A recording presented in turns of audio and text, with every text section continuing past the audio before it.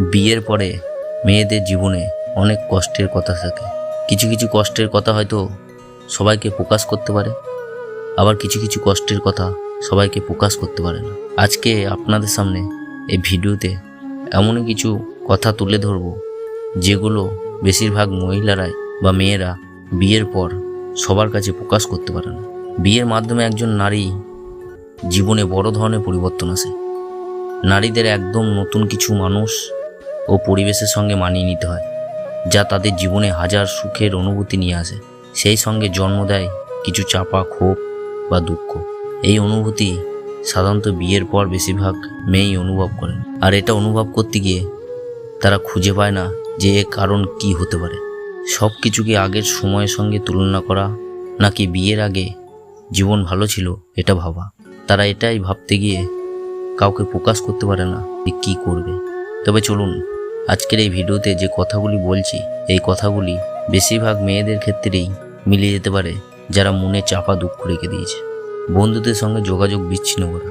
বিয়ের পর ধীরে ধীরে বন্ধুদের সঙ্গে দূরত্ব সৃষ্টি হয়। হয়তো যোগাযোগ না থাকার কারণে বন্ধুর তালিকা থেকে এক সময় তারা আপনাকে ডিলিটও করে দিতে পারে। তাদের বিচ্ছেদ আপনার মন খারাপ করবে, এটাই স্বাভাবিক।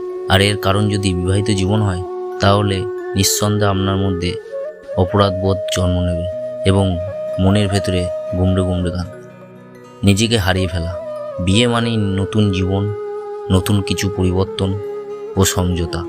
কিন্তু এটা যদি সবসময় এক পক্ষকেই করতে হয়, তাহলে নিঃসন্দেহে মনোমালিন্য ঘটবেই। তাই অন্য পক্ষকেও ছাড় দেওয়া ও মানিয়ে নিয়ে চলা অভ্যাস করতে হবে। ব্যক্তিগত স্বাধীনতার হস্তক্ষেপ করা। আজকালকার দিনে বিবাহিত মহিলারা দেখবেন তারা সবসময় নিজেকে স্বাধীনতা চায়, আর কেউ যদি ওই ব্যক্তি স্বাধীনতায় হাত দিতে চায় তাহলে তাদের মনে অনেক কষ্ট লাগে। ব্যক্তি স্বাধীনতায় হস্তক্ষেপ করলে যে কারোই মাথা গরম হয়, অথচ বিয়ের পরই এক অভিজ্ঞতার সম্মুখীন হতে হয় বেশিরভাগ মেয়েকেই। সব কিছু নিজের মতামতের উপর চলে না, বিশেষ করে বড় কোনো সিদ্ধান্ত, যেমন দেশের বাইরে যাওয়া কিংবা দামি কোনো জিনিস কেনা। আর যৌথ পরিবার হলে তো উঠতে বসতে বসার সময় ওঠার সময় অনুমতি নিয়ে চলতে হবে। এটাই হচ্ছে বাস্তব। আর এই জিনিসগুলোই মেয়েদের মনে চাপা ক্ষোভ সৃষ্টি হয়। জীবনটাকে আরও উপভোগ। বিয়ের পর মেয়েদের জীবনে সকল ক্ষেত্রেই পরিবর্তন আসে। যে কোনো বিষয়ে সবার আগে পরিবারের কথা চিন্তা করতে হয়, এমনকি জীবনটাকে একটু নিজের মতো করে উপভোগ করার পরিকল্পনা করলেও দায়িত্ব কর্তব্যের ভারে তা হয়ে ওঠে না।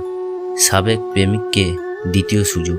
বিবাহিত জীবনে ঝুট ঝামেলা আপনাকে পুরনো প্রেম মনে করিয়ে দেবে। খুব স্বাভাবিকভাবেই আপনি পুরাতন প্রেমিকের সঙ্গে স্বামীর তুলনা করবেন এবং মনে মনে ভাববেন তাকে আর একটা চান্স দিলেই হয়তো ভালো হতো।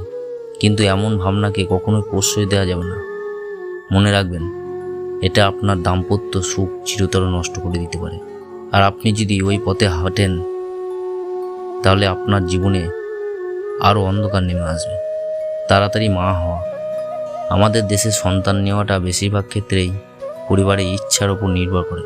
বিবাহিত দাম্পত্যই নতুন অতিথি আগমন ঘটাবে, এটাই স্বাভাবিক। কিন্তু অন্যের ইচ্ছার ওপর নির্ভর করে নয়, বরং নিজেদের সুবিধাজনক সময়ে সন্তান নেওয়াই উচিত। হতে পারে বিয়ের পর আপনি আগে নিজে কেরিয়ার গোছানোর পরিকল্পনা করে রেখেছেন, কিংবা স্বামীর সঙ্গে দেশ বিদেশে ঘুরতে যাওয়ার পরিকল্পনা করেছেন।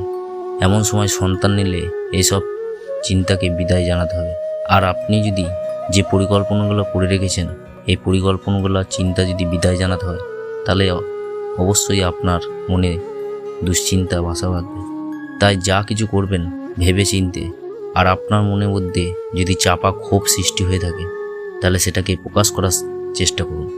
দেখবেন আপনি অনেকটা হালকা হয়ে উঠেছেন।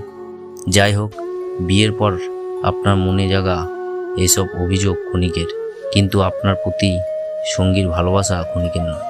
তার ভালোবাসায় সব অভিযোগ ভুলে যেতে সাহায্য করবে। তাই এসব অভিযোগ ঝেড়ে ফেলুন, এগিয়ে যান সামনের দিকে। সেই দিনগুলো হবে শুধু আপনাদের। এতে আপনিও ভালো থাকবেন, অন্যরাও ভালো থাকবে। আজ এই পর্যন্তই। আজকের এই ভিডিওটি আপনাদের কেমন লেগেছে কমেন্ট বক্সে জানাবেন।